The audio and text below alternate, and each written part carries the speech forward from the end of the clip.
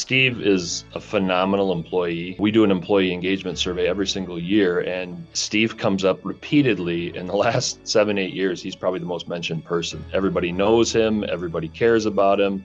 In fact, I think one of the reasons our building is so clean and is that the students really respect him. He demonstrates a genuine devotion to helping those around him, whether that means assisting students with projects, responding to teachers' requests, or just quietly stepping in wherever help is needed.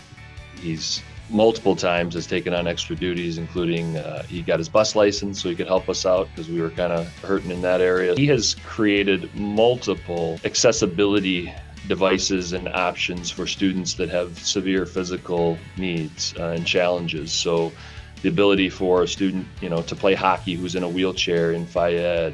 I think every school needs a Mr. Steve, someone who can meet a wide range of needs and possesses a variety of skills, knowledge, and creativity, but also has a friendly, positive attitude.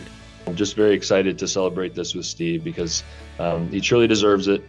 He's got the biggest heart of anybody I've ever met, and he's just such a solid person. So very excited to celebrate Steve today.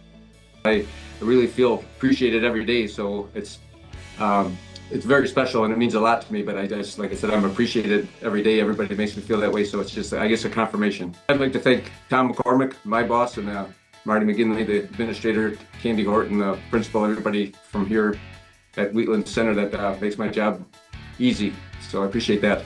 The job isn't always that glamorous, but just to keep going forward, try to keep everybody happy and just do your thing.